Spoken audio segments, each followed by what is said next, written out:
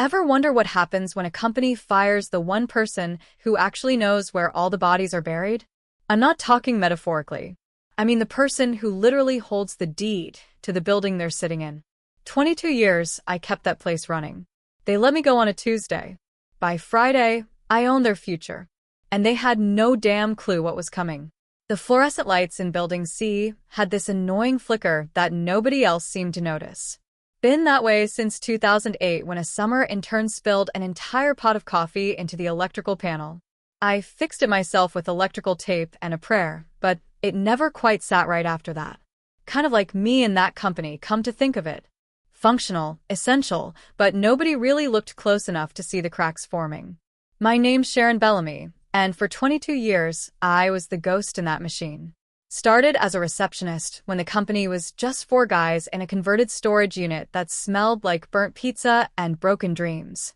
Back then, we shared one computer, had a phone system held together with rubber bands, and the founder's dog peed on every surface that wasn't elevated. I cleaned that too, by the way. Nobody asked me to, but someone had to, and waiting around for someone else to step up wasn't in my DNA.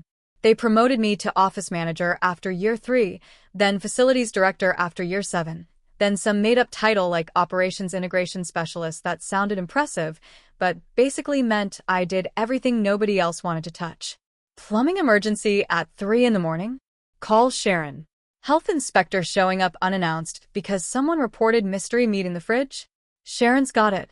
CEO needs someone to personally drive to his house and pick up the presentation he forgot before the investor meeting? You guessed it. I became the infrastructure. Not the flashy parts, not the chrome and glass everyone photographs for LinkedIn. I was the foundation, the wiring, the bones of that operation. And foundations don't get appreciated until they crack. That Tuesday started normal enough. I showed up at 6:15 like I always did, using the side entrance key that only 3 people in the entire organization even knew existed. The main lobby didn't open until 8, but I needed those 90 minutes to make sure everything looked seamless before the army of overconfident marketing directors and engineers marched in expecting perfection they'd never have to create themselves. The coffee maker in the executive lounge was leaking again. Not my job, technically, but I grabbed the wrench from my desk drawer, the one I'd been carrying since 2011, and tightened the valve until it stopped hissing like a punctured tire. While I was under there, I noticed the invoice stuck to the bottom of the machine with old syrup. Maintenance contract renewal, 60 days overdue. I made a mental note, knowing damn well nobody else would follow up. They never did. That was the invisible labor. The kind that doesn't show up in performance reviews or justify raises, but the second it stops happening, the whole house of cards collapses. Around 9:30, I got a calendar invite.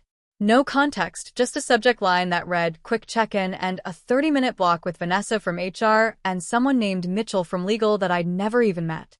My stomach dropped. I'd seen this movie before, watched it happen to others. The vague meeting, the lawyer nobody recognizes, the overly casual tone that's anything but casual. I knew what this was before I even walked into that conference room.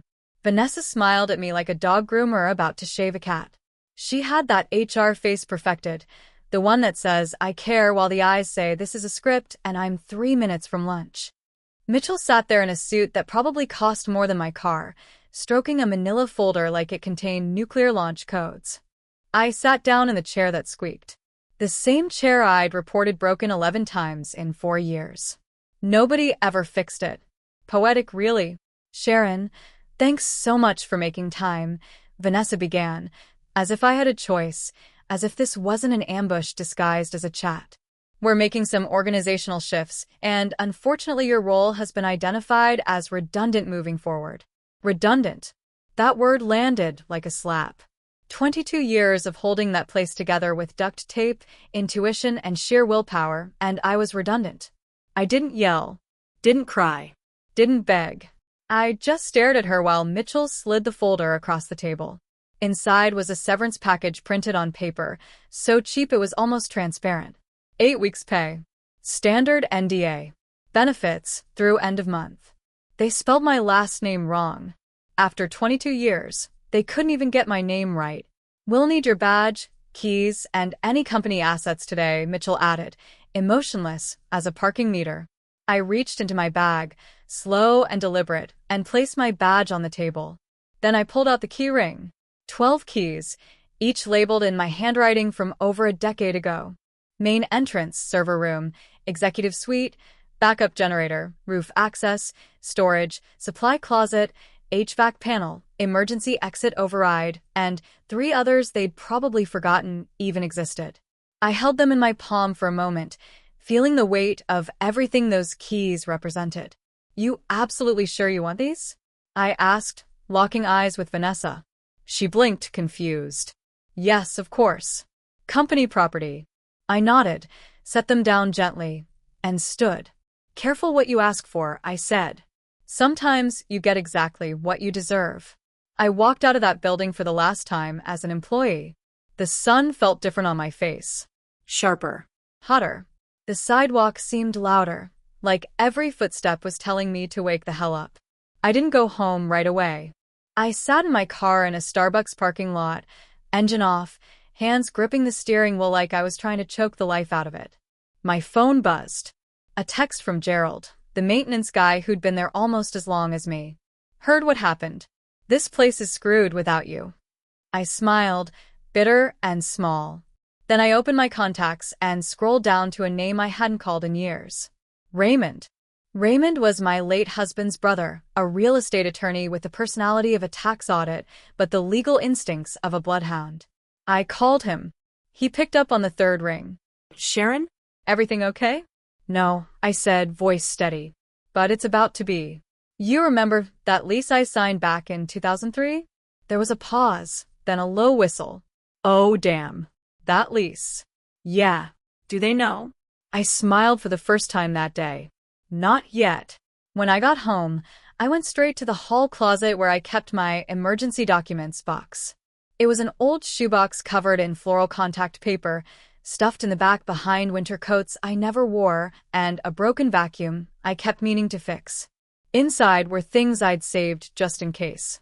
Tax records, old contracts, receipts for things I'd paid out of pocket when the company was too broke to cover basics. And underneath all of it, in a plastic sleeve, was the original lease agreement for the building. The one I signed in 2003 when the company couldn't get approved for commercial real estate because their credit was worse than a college dropout with a gambling problem. The founder, David, had sat across from me at a diner and said, "Sharon, if you don't help us, we're done. My wife's gonna murder me if I turn our garage into an office again." I didn't co-sign. I signed the whole thing myself. Just temporary, he'd promised. Just until we're stable. That conversation never happened again. Over the years, I handled every lease renewal, every inspection, every negotiation with the property manager. And nobody ever thought to ask if my name was still on it. Why would they? I was just Sharon, the lady who fixed the coffee maker and scheduled the pest control. Invisible until something broke. I sat at my kitchen table with a cup of tea that had gone cold and started reading. Page 14, section 7.3. Lease renewal requires written notice submitted no less than 45 days prior to expiration date. I checked the date on the lease. Expiration, September 15th. I grabbed my phone. Today was September 18th. 3 days past deadline. My heart started pounding, not from panic, but from the slow creeping realization that they'd screwed up. Badly. I searched my email. Nothing from the company. Nothing from legal. Not a single message about renewing, renegotiating, or even acknowledging the lease existed. They'd been so busy playing startup rockstar, chasing funding rounds and TechCrunch headlines, that they forgot the one thing keeping a roof over their heads. I leaned back in my chair and started laughing. Not a cute laugh. A deep, unhinged, 22 years of suppressed rage kind of laugh. They didn't just fire me. They fired me and then forgot I was the landlord. I called Raymond back. "Ray, I need you to check something. If a lease expires and no renewal notice is filed, what happens?" "Depends on the terms," he said. "Usually converts to month unless there's an automatic termination clause." "Why?" "Because mine has a termination clause. And they missed the deadline." Silence. Then, "Holy hell, Sharon. You could evict them." I smiled, wide and wicked. That's exactly what I'm going to do. Raymond's office smelled like leather and old law books, the kind of place where justice costs $300 an hour and comes with complimentary bottled water. He had the lease spread across his mahogany desk like a treasure map, reading glasses perched on his nose, humming occasionally like he'd just discovered gold in the fine print. "This is airtight," he said finally, tapping the page with his pen. "They're in breach. No renewal, no notice, no leg to stand on. You're the legal tenant of record, and they're essentially squatters with ergonomic chairs." I felt a surge of something I hadn't felt in decades. Power. Not the kind you get from a title or a corner office, but the kind that comes from knowing you hold all the cards and the other players don't even know they're gambling. "What do I need to do?" I asked. Raymond slid a document across the desk. "Notice of lease termination. You file this with the county, serve them properly, and give them the legally required notice period. In this jurisdiction, that's 30 days. After that, if they don't vacate, you can pursue formal eviction." I picked up the paper, ran my fingers over the raised letterhead. Petitioner, Sharon Bellamy. Respondent, current occupant. It felt surreal, like holding a weapon I didn't know I'd been carrying all along. "There's one more thing," Raymond said, leaning forward. "You need a replacement tenant lined up. Courts like to see that you're not evicting out of spite, that there's a legitimate business reason." I smiled. "Already have one." 6 months earlier, I'd met a woman named Iris at a farmer's market. She was selling organic skincare products from a fold-out table, talking about opening a wellness studio downtown. We'd exchanged numbers, kept in touch. Last month, she'd texted me asking if I knew of any available commercial space. Her investor funding had come through, and she was desperate for a location. I told her I'd keep an ear out. Now I had more than my ear. I had the keys to the kingdom. I called Iris that night. She answered on the second ring, breathless, like she'd just finished a yoga session. "What's up?" "I've got a space for you," I said. "Downtown, prime location, below market rate. But I need an answer fast." She didn't hesitate. "When can I see it?" "Tomorrow," I said. "Bring your checkbook." The next morning, Iris stood in the lobby of the building I'd given 22 years of my life to, eyes wide like a kid in a candy store. "This is perfect," she whispered, turning in a slow circle. "The light, the location, the energy. This is exactly what I envisioned." I handed her the lease terms Raymond had drawn up. Triple net, 5-year commitment, move-in date October 1st. She read it twice, then pulled out her phone and called her business partner right there in the lobby. They talk numbers, logistics, cosmic alignment, or whatever wellness people discuss. Then she looked at me and nodded. "We're in. I'll wire the deposit today." I went home and filed the eviction notice online through the county portal. It cost $47 and took less than 10 minutes. The confirmation email arrived with a satisfying chime that made me feel younger than I had in years. I forwarded a copy to Raymond, copied the property manager, and BCC'd myself for safekeeping. Then I poured a glass of wine, sat on my back porch, and watched the sun set like I was watching the final act of a play I'd been writing in secret for 2 decades. The notice was delivered 3 days later via certified mail and posted physically on the front entrance of the building. I wasn't there to see it happen, but Gerald texted me a photo. Big orange paper, official county seal, impossible to miss. The message was simple and devastating. Failure to renew lease.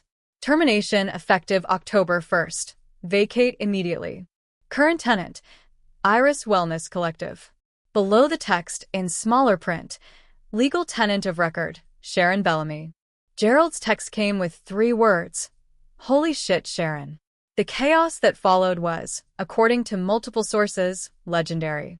Vanessa from HR apparently saw the notice first, tried to rip it down, then realized it was laminated and zip-tied to the handle. She called building security, who told her they couldn't remove a legal document. She called the property manager, who calmly explained that the lease had expired, no renewal had been filed, and the building was no longer theirs. She asked who the landlord was. When he said my name, she went silent for a full 30 seconds. Then she screamed. The CEO, a guy named Brandon who wore designer sneakers to board meetings and talked about disrupting industries he didn't understand, called an emergency all-hands meeting.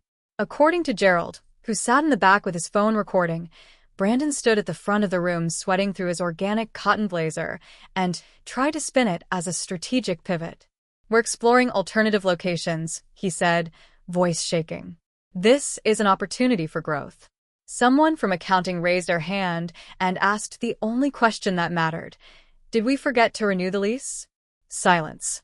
Brandon's face turned the color of a stop sign. "That's being investigated," he muttered. The room erupted. That night, my phone rang. "Brandon." I let it go to voicemail. He called again. And again. On the fourth attempt, I picked up. "What?" I said flatly. "Sharon, we need to talk. This is insane. You can't just evict an entire company." "Actually, I can. I have the paperwork, the legal standing, and a new tenant who pays on time." "You missed the deadline, Brandon. This is on you. We can fix this. We'll pay you double the rent. Triple." I laughed, sharp and cold. "You had 22 years to pay me what I was worth. You chose 8-week severance and a misspelled name. We'll take this to court," he threatened, voice rising. "We have lawyers." "So do I said. "And mine already won." The call ended. Over the next 2 weeks, I watched from a distance as the company I'd built from the ground up scrambled like ants in a rainstorm. They tried to negotiate with the property manager, offering bribes that bordered on illegal. They contacted other landlords, but nobody had space available on short notice, and the ones that did wanted first, last, and a deposit they couldn't afford after their latest funding round fell through. Rumor had it they even considered subleasing a co-working space, but couldn't fit 200 employees into a room designed for 20 freelancers and a ficus. The media picked it up. Local business blogs, then LinkedIn, then some tech newsletter with a snarky headline. "Startup forgets to renew lease, gets evicted by former employee they fired." The comment section was brutal and beautiful. One person wrote, "This is what happens when you treat people like staplers." Another said, "She didn't burn the bridge. She legally repossessed it." My favorite was from someone claiming to be a former intern. "Sharon once fixed the toilet with a paperclip and a prayer. Y'all should have known better." On September 30th, the day before the eviction became legally enforceable, I drove downtown one last time. I didn't park across the street like some stalker. I pulled right up front, left my car in the loading zone, and walked through the front doors like I owned the place. Because I did. The lobby was chaos. Moving boxes everywhere, people shouting into phones, someone crying in the corner clutching a succulent plant. I walked past reception, past the conference rooms where I'd set up 1,000 meetings, past the executive lounge where I'd fixed that damn coffee maker more times than I could count. I stopped at what used to be my desk. Someone had already cleared it out. The new occupant, some junior project manager, looked up at me with wide, terrified eyes. "Can I help you?" she asked. I smiled. "No, honey, but you might want to update your resume." Then I walked back out, got in my car, and drove home. That night, Iris texted me a photo. Her team was moving in, setting up meditation mats and salt lamps and whatever else wellness studios need. The space looked different already. Lighter. Cleaner. Like it had been holding its breath for years and finally exhaled. The company ended up subleasing a dingy office park 20 miles outside downtown. No windows, no prestige. No foot traffic. Half their staff quit within a month.